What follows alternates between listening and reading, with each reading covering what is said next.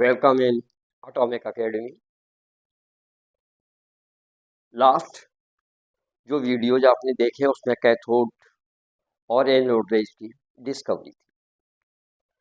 तो जब कैथोड और एनोड रेज की डिस्कवरी हुई उससे इलेक्ट्रॉन और प्रोटॉन का डिस्कवर हुआ, इन्वेंशन हुआ। तो इसके बाद फिर एक क्वेश्चन पुटअप हुआ यहाँ से रदरफोर्ड के द्वारा। जब प्रोटॉन और इलेक्ट्रॉन का मास कैलकुलेट किया गया उसके द्वारा एटम का मास आया। एटम का मास कैलकुलेट करने के बाद रदरफोर्ड ने देखा कि अगर सारे जो प्रोटॉन्स हैं उनका जो नंबर है उससे अगर उसके मास को मल्टीप्लाई कराते हैं तो वो मल्टीप्लिकेशन या जो प्रोडक्ट है वो एटम के मास के इक्वल होना चाहिए, लेकिन ऐसा नहीं हो रहा था। उसमें उतना ही डिफरेंस आ रहा था कि जितना कि प्रोटॉन का मास था।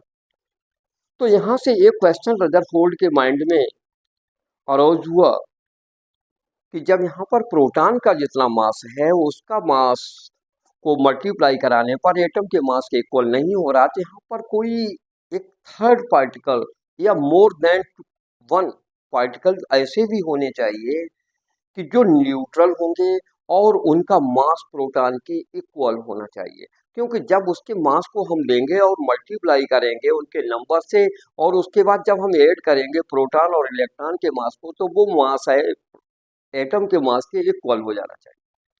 तो यहाँ पर एक जो क्वेश्चन उठा सबसे पहले वो रदरफोर्ड ने उठाया इन 1920 में। Rutherford suggested that in an atom there must be present at least a third type of fundamental particle which should be electrically neutral and possess mass nearly equal to proton। तो क्या है 1920 में Rutherford ने suggest किया कि जो atom का मास है वो प्रोटॉन के मास के इक्वल नहीं हो रहा है और उतना ही उसमें वेरिएशन आ रहा है कि जितना कि प्रोटॉन का मास है। इसका मतलब ये हुआ कोई थर्ड पार्टिकल और ये फंडामेंटल होगा, मीन्स सभी एलिमेंट्स के या सभी एटम्स में उसको प्रेजेंट होना चाहिए। तो यहाँ से यहाँ इसकी एक जो डिस्कवरी थी उसकी आधारशिला रख दी रदरफोर्ड ने, और उसके बाद भी उन्होंने यहीं पर ही नाम भी इन्होंने ही दे दिया, डिस्कवरी नहीं हुई और नाम दे दिया। ही proposed the name of for such fundamental particle as neutron. ये जो थर्ड पार्टिकल होगा जिसका मास प्रोटॉन के इक्वल होगा और ये इलेक्ट्रिकली और मैग्नेटिकली अगर हम देखें तो ये न्यूट्रल होना चाहिए, इस पर कोई चार्ज नहीं होना चाहिए। क्यों? चार्ज तो आ चुका है प्रोटॉन पर पॉजिटिव चार्ज और इलेक्ट्रॉन पर भी चार्ज आ चुका है नेगेटिव चार्ज, दोनों मिलकर के एटम को न्यूट्रल बना रहे हैं। तो अब जो थर्ड पार्टिकल होगा तो उस पर कोई चार्ज नहीं होना चाहिए। क्यों? चार्ज होगा तो वो चार्ज को डिसबैलेंस करेगा, एटम नेगेटिवली चार्ज हो जाएगा या पॉजिटिवली चार्ज हो जाएगा। तो इस तरह से इन्होंने प्रपोज कर दिया कि जो थर्ड फंडामेंटल पार्टिकल होगा उसके ऊपर कोई चार्ज नहीं होगा, इलेक्ट्रिकल या मैग्नेटिकल अगर मैग्नेटिक फील्ड अगर हम क्रिएट कराएंगे तो उस फील्ड में इन पार्टिकल्स को डिफ्लेक्ट नहीं होना चाहिए, means these particles should be neutral and their mass should be equal to mass of proton. और ये अब 13 ईयर्स तक ये ऐसा ही बना रहा। 1920 और 1932 अप्रॉक्स 20 ईयर्स तक ये ऐसा ही रहा। इसका कोई एविडेंस नहीं मिला या सर्टिफिकेशन नहीं मिला न्यूट्रॉन का। लेकिन 1932 में चैडविक ने इसका इन्वेंशन कर दिया। कैसे इन्वेंशन किया आइए देखते हैं इसको।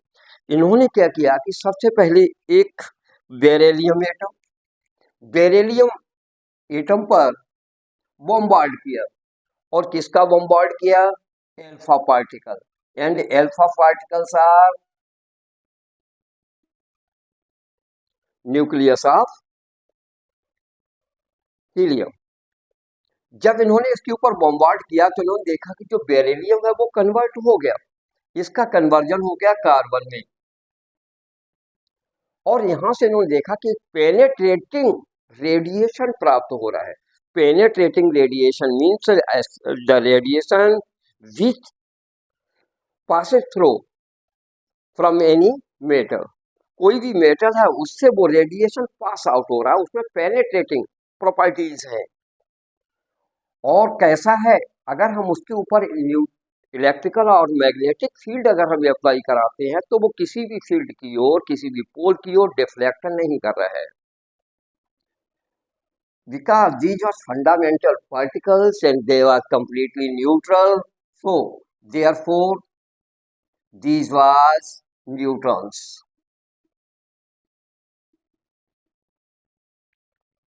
In 1932, Chadwick bombarded beryllium with a stream of alpha particles. He observed that penetrating radiation were produced which were not affected by the electric and magnetic field.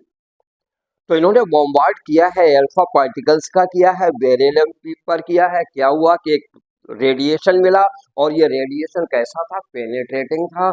और इस पेनेट्रेटिंग रेडिएशन को अगर यहाँ पर इलेक्ट्रिक और मैग्नेटिक फील्ड से pass out किया जाता है तो ये रेडिएशन किसी भी ओर, किसी भी पोल की ओर, पॉजिटिव और निगेटिव पोल की ओर, ये डिफ्लेक्ट नहीं कर रहा है।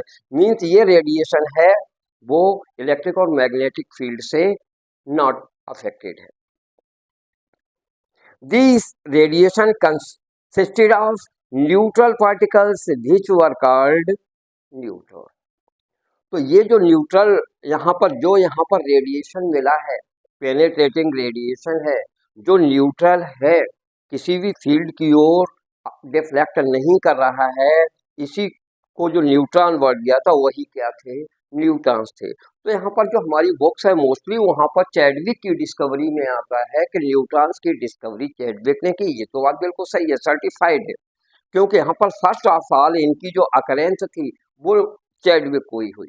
चैडविक ने ही इनको सबसे पहले प्राप्त किया अपने यहाँ पर बॉम्बार्ड में। लेकिन यहाँ पर जो न्यूट्रॉन वर्ड है वो प्रपोज्ड है बाई रदरफोर्ड द्वारा। और यहाँ पर इसके पहले बहुत सारे मॉडल आए हैं, एटॉमिक मॉडल आए, जिसमें फर्स्ट मॉडल ही था जे थॉमसन का, जो था प्लम पुडिंग मॉडल, जिसमें केवल इलेक्ट्रॉन और प्रोटॉन को ही केवल डिस्क्राइब किया गया था।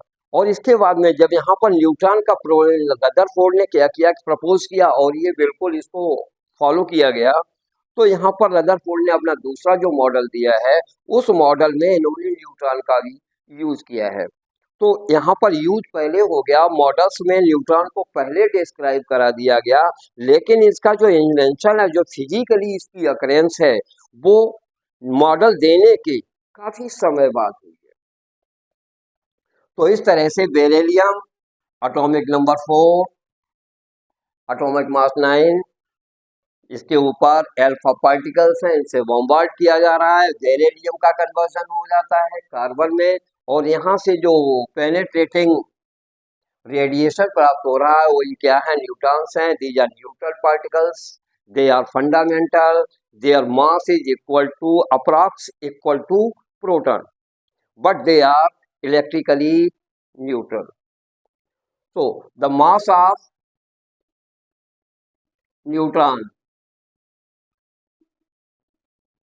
is equal to 1.675 into 10 to the power minus 24 gram. Therefore, we can say it is equal to mass of proton, and charge